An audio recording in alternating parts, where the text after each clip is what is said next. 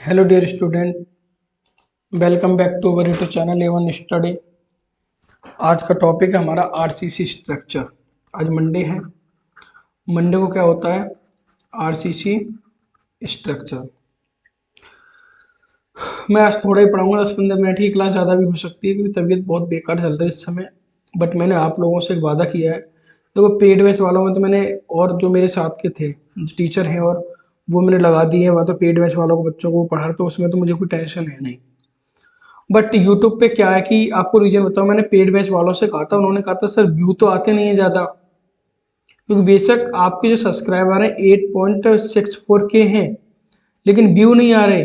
अब ये मेरी गलती तो है नहीं, इतना अच्छा पढ़ाने के बाद भी, तबीयत खराब होने के बाद भी आपको पढ़ा रहा हूँ। तो व्यू वगैरह लाइए, वापस वापस आ जाइए। तो इस चीज़ को चिंता ना करें। और बात करता हूँ मैं आगे अपने आरसीसी स्ट्रक्चर की आज। तो इसमें मैं अभी तक आप लोगों को पढ़ा चुका था। एक चैप्टर तुम्हारा कंप्लीट हो गया था ना, इंट्रोडक्शन का, कि उसमें आरसीसी क्या थी, पीसीसी क्या थी, ये सारी चीज़ें हमने ख़त्म कर ली थी। फिर मेरा चैप्टर 2 चल रहा था, जिसमें मैं डब्ल्यूएसएम की बात कर रहा था कि डब्ल्यूएसएम क्या होता है। इसमें मैंने आप लोगों को एक्स ए कैसे निकालते हैं और ये क्या होती है ये सब बता दिया था, एक्स सी कैसे निकालते हैं ये भी बता दिया था, और भी चीज़ें बताई थी। लेकिन आप कहोगे सर आपने ये तो बात क्योंकि एक्स ए और एक्स सी, क्योंकि इस समय जो मैं अब टॉपिक पढ़ाने जा रहा हूँ वो इसी से रिलेटेड है। अगर आप पर एक्स ए और एक्स सी निकालना नहीं आता, इस पर मैंने एक न्यूमेरिकल भी करवा रखा है, तो आप इससे पिछली वाली वीडियो में जाइए, यानी तीसरी वीडियो है वो आपकी, शायद तीसरी और चौथी, हाँ तीसरी से स्टार्ट है आपका डब्ल्यूएसएम, चौथी से स्टार्ट आई थिंक, देख लेना। तीसरी या चौथी वीडियो है डब्ल्यूएसएम की, पहली वीडियो हुई है अभी उसमें, उसे आप देख लो एक बार जाके। अब मैं स्टार्ट करता हूँ, ज़्यादा फालतू की बातें ना करते। हेडिंग डालो, क्लासेस ऑफ आरसीसी बीम। आज हम आरसीसी बीम के क्लास पढ़ेंगे, कौन कौन से होते हैं।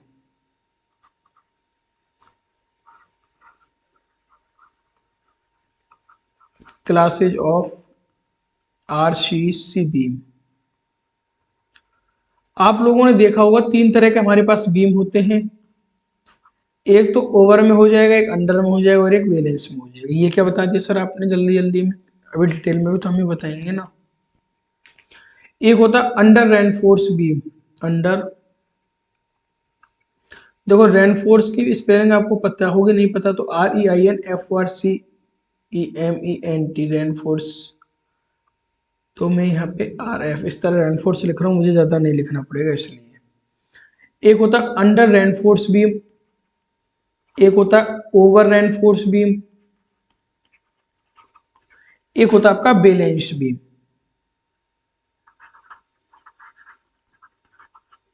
Balance beam. अब ये हम कैसे डिसाइड करेंगे कि हमारा जो बीम है वो अंडर रेनफोर्स है या फिर ओवर है या फिर बैलेंस है? मैंने कुछ देर पहले कहा था कि आप लोगों को ये ध्यान रखना है कि एक्स ए कैसे निकालते हैं और एक्स सी कैसे निकालते हैं। अगर आपकी एक्स ए की वैल्यू कम आती है एक्स सी से, तो ध्यान रखना आंख बंद करके आपका बीम अंडर रेनफोर्स होगा। अगर आपकी वैल्यू एक्स ए की ज़्यादा आती है एक्स सी से, तो आंख बंद करके टिक लगाना, ओवर रेनफोर्स है। और अगर आपकी वैल्यू एक्स ए बराबर हो रही है एक्स सी के, तो आपका जो है बीम बैलेंस है। और इन्हीं पे हम आज चर्चा करेंगे। पहले डालिए हेडिंग, मोस्ट इंपोर्टेंट टॉपिक है आपका, न्यूमेरिकल आते हैं यहाँ से। Under reinforce beam. Under reinforce beam कम होगा जब एक्स ए की वैल्यू एक्स सी से कम होगी। जैसे मैंने आप लोगों को बताया था, ये मान के चलो आपका बीम है एक, यहाँ से न्यूट्रल एक्सिस जा रही है। अगर एक्स ए की वैल्यू कम है, यानी एक्स ए की न्यूट्रल एक्स इससे ऊपर से गुजर जाए, ये दूरी कितनी होगी एक्स ए, और एक्स सी न्यूट्रल एक्सिस ये हो, यानी एक्स ए की दूरी कम है और एक्स सी की दूरी ज़्यादा है। यहाँ पे मैंने आपकी स्टील बताई थी, ये यहाँ से यहाँ तक की दूरी डी थी, और टोटल दूरी लोगे तो आपकी कैपिटल डी थी। इतना मैंने बताया था आप लोगों को।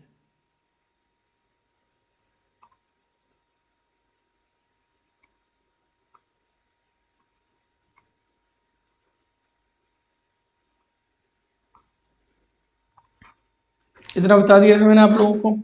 ठीक, अब इसका क्या मतलब है कि सर अंडर रेनफोर्स हमको पता पड़ गई, हम एक्स सी की वैल्यू निकाल लेंगे। एक्स ए की वैल्यू अगर एक्स सी से कम आ जाएगी तो हमारा कौन सा बीम होगा, अंडर रेनफोर्स। सर ये तो हमको जानकारी होगी इनकी। अब आप ये बताइए कहना क्या चाहते हो। मैं कहना ये चाहता हूं कि अगर आपके बीम में स्टील ज्यादा हो गई है, क्योंकि हर चीज का एक प्रपोर्शन होता है, एक अनुपात होता है, कंक्रीट का भी और स्टील का भी। अगर आपके बीम में स्टील ज्यादा हो गई है तो उस कंडीशन में अंडर रेनफोर्स, सॉरी कम हो गई है, अगर आपके बीम में स्टील कम हो गई है तो उसे अंडर रेनफोर्स बीम कहते हैं। जैसे लिखिए डेफिनेशन,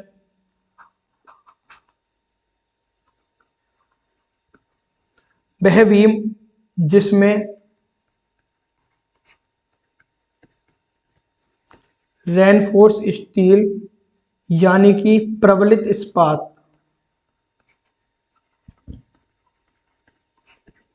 रेनफोर्स स्टील की मात्रा यानी कि इसकी क्वांटिटी अपेक्षाकृत कम उपयोग की जाती है, यानी कम होती है, इसमें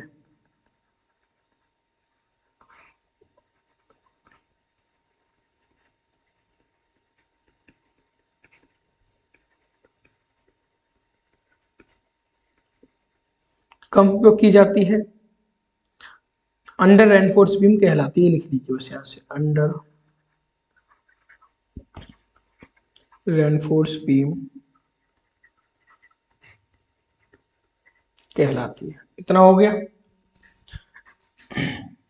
अब देखो एक चीज दिमाग लगाना आप लोग, मेरा कोई बीम था, स्टील की एरिया इसमें इतनी ही थी, ये एरिया ऑफ स्टील है मैंने बता रखा है, सब में कंक्रीट थी। अब जब स्टील मेरी कम थी, मैंने जब डिजाइन किया आपको अपने बीम को, स्टील उसमें कम थी, तो इस कंडीशन को क्या कहूंगा, अंडर रेनफोर्स बीम। जब मेरा ये बीम फेल होगा, फेल वाली कंडीशन में आएगा, तो सबसे पहले क्या फेल होगा इसमें, स्टील में फेल होगा ना, क्योंकि स्टील की मात्रा कम है ना, तो स्टील में फेल होगा ये।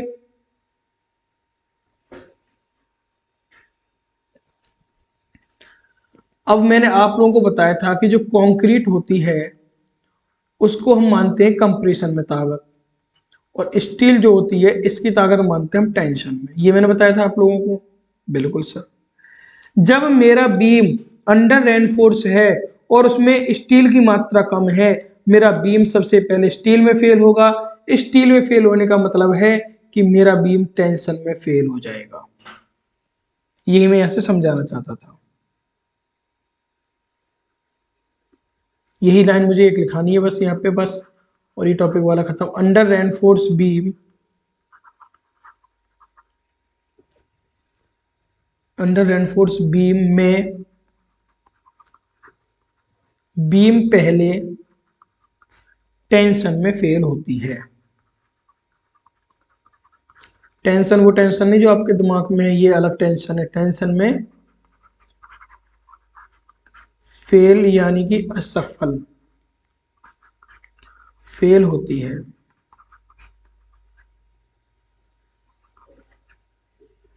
ये अंडर रेनफोर्स बीम था, समझ में आ गया होगा।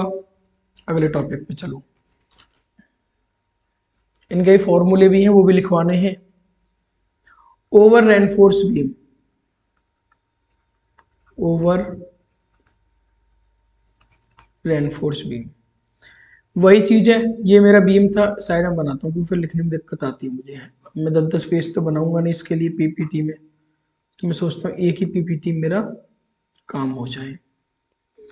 ये मेरा बीम था, न्यूट्रल एक्सिस मेरी यहाँ पे थी, ये से यहाँ तक वैल्यू कितनी है, माने चलो ये एक्स है, एक्स ए। अब जो ऊपर वाली जो न्यूट्रल एक्सिस मैंने थोड़ी देर पहले बताई थी, उसको एक्स सी कर लीजिए। सर ये क्या कर दिया, कुछ नहीं किया, उल्टा कर दिया। पहले यहाँ एक्स से थी, एक्स सी यहाँ था, तो इसमें मैंने क्या बताया था, एक्स ए की वैल्यू ज्यादा होगी एक्स सी से, और उसमें मैंने क्या बताया था, एक्स ए की वैल्यू कम होगी एक्स सी से, तो इसका उल्टा कर लो यहाँ। मैंने अंडर रेनफोर्स में बताया कि आपकी जो स्टील है उसकी मात्रा कम होगी, इसमें ज्यादा होगी। जब स्टील इसमें ज्यादा होगी तो कंक्रीट कम होगी, इसका मतलब बीम मेरी किस में फेल होगी, कंप्रेशन में। देखो पहले डेफिनेशन लिखो, वह बीम जिसमें रेनफोर्समेंट स्टील, तो बार बार मुझे लिखने की जरूरत है नहीं, लेकिन फिर भी लिख देता हूं, प्रबलित इस्पात की मात्रा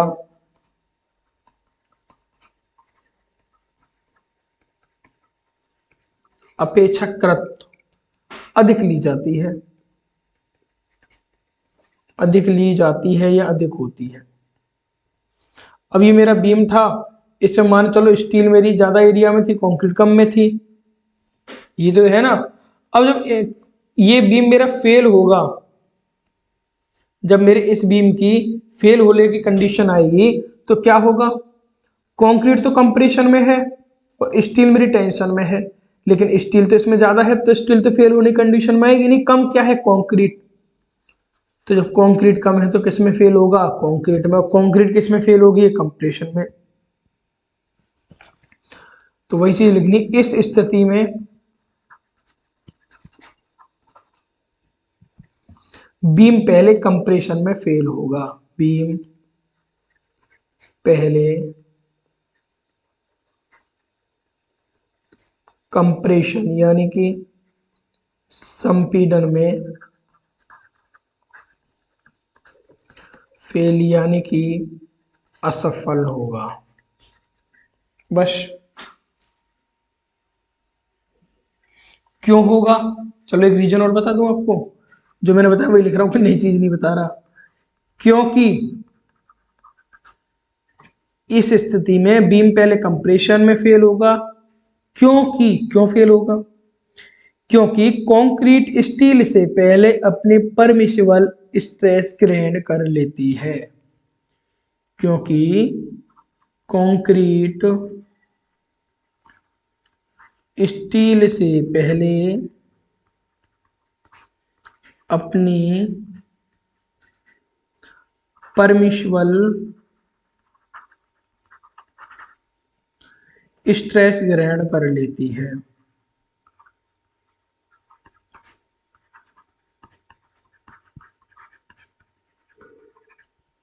वही चीज यहां लिख दो, अगर लिखना चाहो तो अगली लाइन में, क्योंकि स्टील कंक्रीट से पहले अपनी परमिसिबल स्ट्रेस ग्रहण कर लेती है।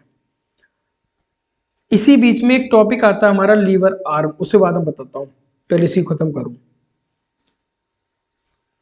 बैलेंस बीम बचाना, हाँ बैलेंस बीम, लास्ट लिखो बैलेंस बीम, बैलेंस बीम।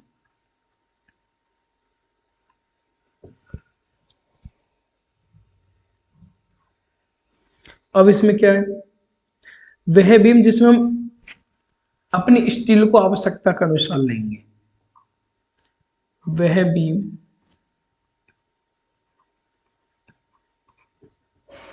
जिसमें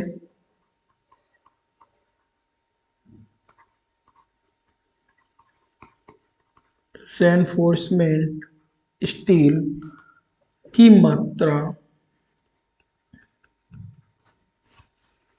आवश्यकता अनुसार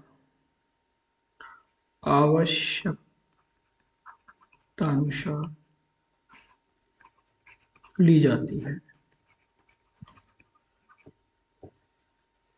उसे बैलेंस बीम कहते हैं।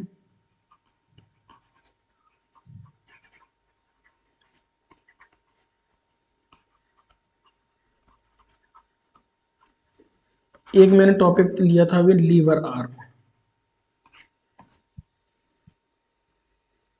लीवर आर्म में क्या होता है, कंप्रेसिव फोर्स और टेंसाइल फोर्स की जो बीच की परपेंडिकुलर डिस्टेंस है वो लीवर आर्म है। यानी कि ये डेफिनेशन पूछ ली जाती है, क्योंकि काफी बार आई, इसलिए बता रहा हूँ इसे।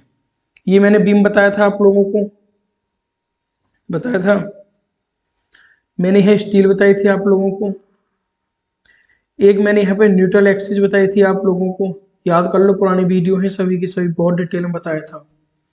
फिर इसका मैंने एक डायग्राम बताया था आप लोगों को, ऊपर कंप्रेस, ये बिल्कुल सीधी लाइन होती है, मेरी तरह टेढ़ी बना दो आप लोग, पेपर वाला भी ये कहेगा बताना किससे पढ़ के आ गए।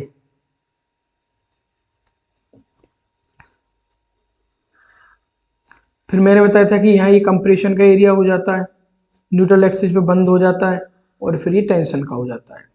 तो टेंशन वाला का मध्य बिंदु और कंप्रेशन के जो बिंदु है बीच की दूरी, इसी जो दूरी है इसी को हम कहते हैं lever arm. Lever arm Hindi में कहते हैं आर्म भुजा। आर्म मतलब भुजा, लीवर भुजा। तो लिख देता हूं मैं,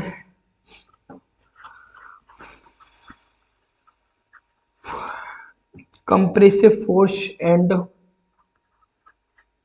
जो एक तो ऊब जाते हैं ना ऑनलाइन क्लास में, ऑफलाइन क्लास भी फिलहाल तो बंद कर रखी है मैंने तबीयत की बेकार की वजह से, बट आप लोगों को मैंने वायदा कर रखा है, वायदा मतलब वचन दे रखा है यूट्यूब पे कि मैं आप लोगों का कोर्स कराऊंगा, तो इसलिए मैं आ रहा हूँ। लेकिन आप लोगों की पता नहीं क्यों शेयर नहीं करते वीडियो को, व्यूज नहीं बढ़ा रहे, पता नहीं क्या दिक्कत हो रही है, मुझे तो ये समझ में नहीं आता।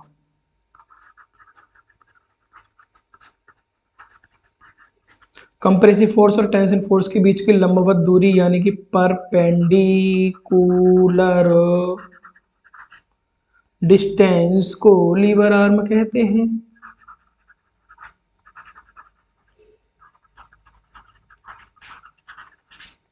बस खत्म कहानी। इसके बाद नेक्स्ट टॉपिक है आपका मोमेंट ऑफ रेजिस्टेंस।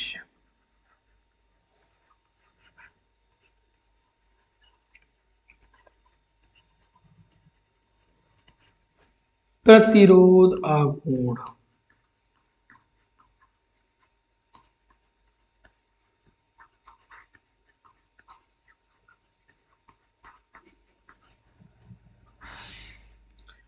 इसको करेंगे कल।